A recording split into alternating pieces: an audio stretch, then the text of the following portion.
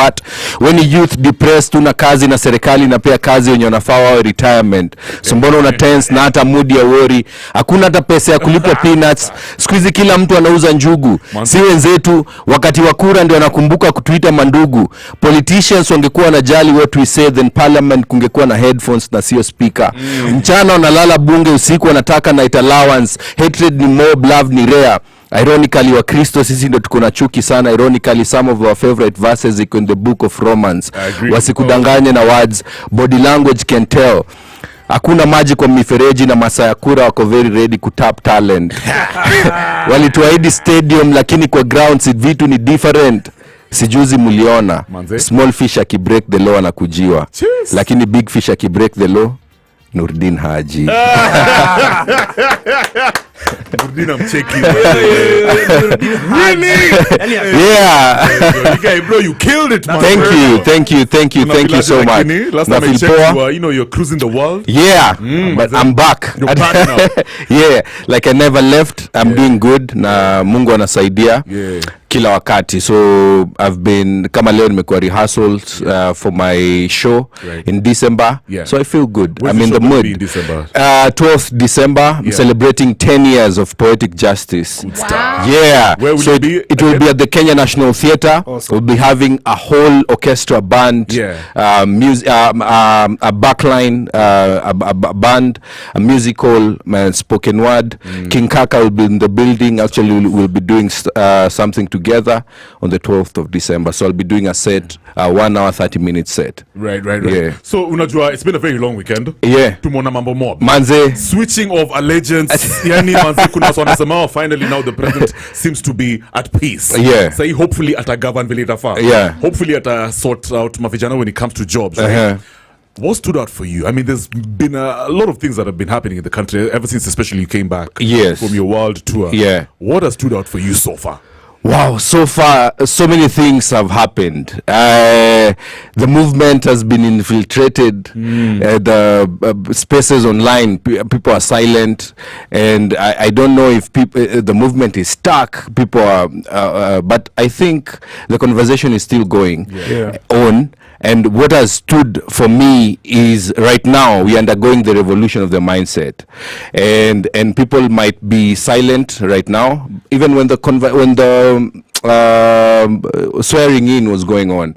And there's a tweet I made: millions of jobless Kenyans have been given a holiday to watch one Kenyan get a job. Imagine that. Very ironic, Sindio. And jobless people and people for the first time, what stood out for me is people don't care about the holiday. People are not excited with the little stuff. What makes you think? People are tired and people want change. When you say revolution of the mind, help us understand what that means. Now, when people went to the streets, there's so much agitation, and right now it's like rage imerudi chini but haijarudi chini. And revolution of the mindset is now people are now getting the gist of why they went to the streets.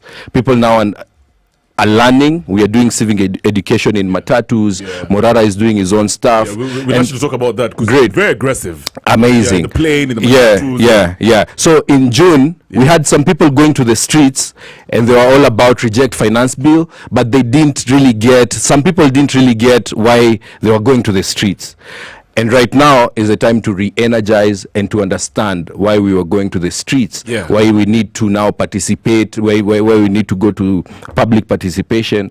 And people didn't know that even the ouster, deputy president, people didn't know hizi vitu watu wanafaa kwenda kwa public participation. And now people understand it's not about the hype, sijui reject, hapana. Now people are understanding why they went to the streets and why we will go to the streets if need be. You know, it's interesting. About 2 weeks, we had Caliph Cairo, Cairo over here, and I asked him a question about, this whole impeachment process. I can Kev, not just the impeachment thing. Way back, okay, of course, since Kitambo, but lately, at a history of Mandamano, he was saying how, it's just a bunch of politicians using the youth to settle their own individuals' cause. You agree? And Asema technically wasn't even really a part of it. Was not it was not natural you know, the way mavijana walikuwa wanajitokeza in large numbers, you will not be surprised to find out that maybe certain politicians who are just using youth to settle their own scores. I would disagree largely. It was very organic because I was part of mobilizing in Nakuru, and I was shocked because Nakuru is a city and a county that is very complacent to the regime of the day, but people came out in large numbers. No politicians. People were brought out by our issues, our problems, youth bulge, unemployment, failed promises. I don't think, even if politicians use the moment to settle scores, people came out because they want better for this country. Yeah. So I would largely disagree. And now that we have a new deputy president, Yeah. do you think governance will be easier for the president? Because clearly, you know, Yeah. if I was a leader somewhere and I'm Yeah. a deputy, and my deputy is making things hard for me, Yeah. whether it is ideologically or whatever, in whatever way, yeah? Do you think now, moving forward, Yeah. of course, there's a broad-based government, and then we have a new deputy president. Do you think finally now the president is more settled? He's with Raila, and now moving forward, tutona sasa kazi, we will see jobs, we will see things changing, corruption haitakuwa, as in we'll be in the right direction. Is that what you're going to see? I think the president yeye ndio amekari his own curse. And one thing that inamfanya watu wakwe very agitated the president is that they give him chance to work, they give him chance to prove them wrong or right, but he doesn't. I don't think he will have easier time.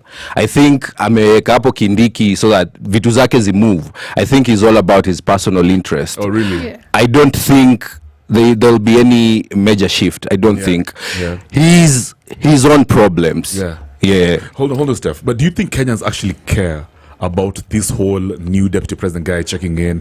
Kindiki, of course, Mheshimiwa Kindiki, whatever. Yeah, but do you think... oh, guys, I'm trying to be serious. Rewind selector. Do you think, now that we have a new deputy president, you know, do you think Kenyans cared about this whole process? They don't. Kenyans don't care. Kenyans are at a place whereby walikuwa nasema anguka dereva kufa dereva kufa makanga. Yeah. People want better. People don't care who is the deputy president. People don't care who is the president. Nowadays people don't care. Kitambo ndio it used to matter. People right now want change, and I saw walinunua crowds apparently. Oh, really? Yeah, people were being paid to attend the ceremony. Yeah. Yeah, you saw it. Yeah, I saw it. Yeah. Right now I don't think people care. Okay. People don't care. Wow. Yeah. So people want there's a systems lot of- to move. Yeah. So there's a lot of us who are a lot of people like you Yeah. who are using their voice to basically go out there and speak about their opinions and everything. So how did you get into the process of using your art, spoken words, and the issues in the government and leadership to put them together to actually, speak a message out there? And do you think it has been impactful? Wow. Using poetry to amplify voices is very personal to me because I was almost shot in 2017 for mistaken identity. Really? Yeah. Baby locks are the ugliest faces of dreadlocks. Thank and you. in Nakuru, there was a gang. There still is a gang, Yeah. a confirmed gang. Yeah, confirmed. So I was almost shot in 2017 for mistaken identity. I was mistaken for someone they were looking for in that gang. So I started using poetry to amplify voices. And they say when a gun is put on your head, at that moment your whole life flashes in front of your eyes. Yeah. And if they don't kill you yet, then you live as a man who has nothing to lose. So they put a gun on my head. I hit the gun, ikaenda kwa ground. Shout out to Women of Steel. They started making noise. It was tunazitanga chuom in a market, and right about that time they killed so many youths in Nakuru, so many, like 16 youths.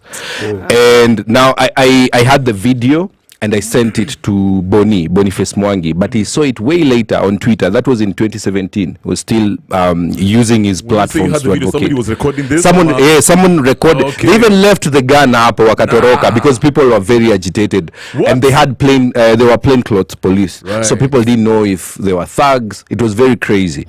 And then I sent that video to Boni, and then it took some time before apate your video, and I was very bitter with the police and how they handled the whole situation, and I used to get nightmares. So I started writing. I was writing very good pieces on entertainment, love. Then I started using poetry for social change. That is when I started it. And we have people who started way before us, kina Eric Wanaina, kina Juliani, kina King Kaka, and literally we are standing on the shoulders of giants.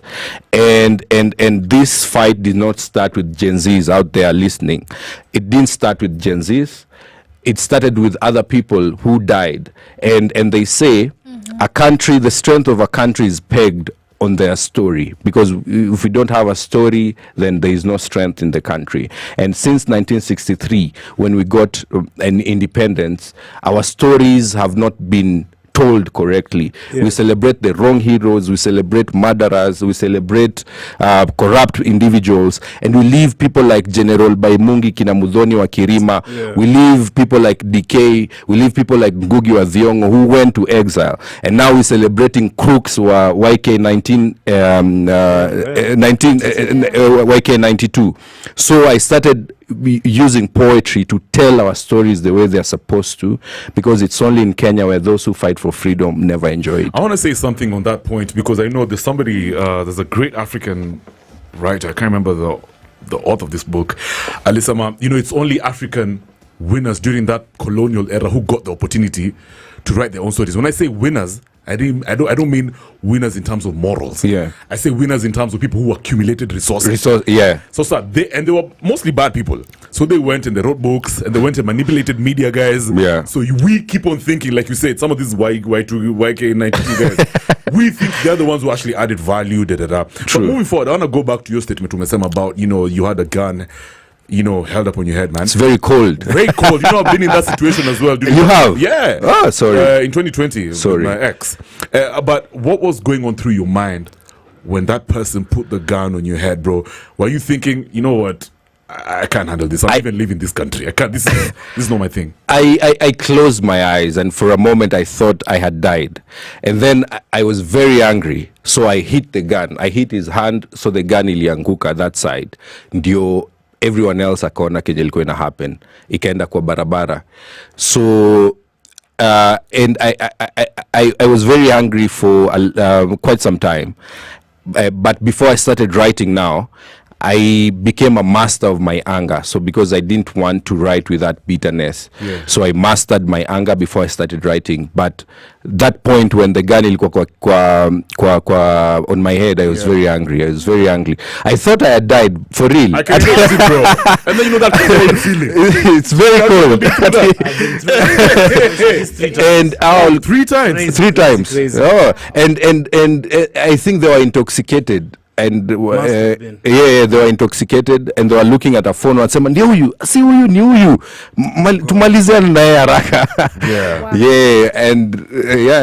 It was crazy. So there's something that you said that it's actually been trending with most of the people that we've had here. It's that our stories are not being told.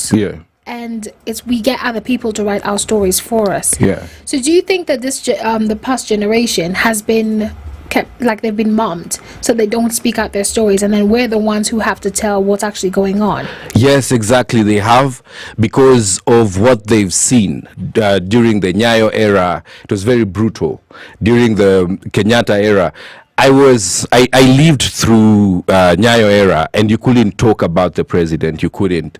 We thought the president wouldn't die at that time. So, and people were used to be quiet. People didn't talk about politics. I remember when I started using poetry for social change, I did an album. Willie, I'm going to have to cut you short. Okay. Let's just jump into the next hour and then we continue with this conversation. Okay. Right now I can see it's a couple of seconds to 8 p.m. We remember we're hanging out with Willieoeba, is a spoken word artist. And exactly we're talking about how he is using his art to push for change in governance and leadership for a better future. Right now I've got some avenues. Kimani, Pras, Refugee Camp All-Stars, Twende Kazi. 94.4 Spice FM.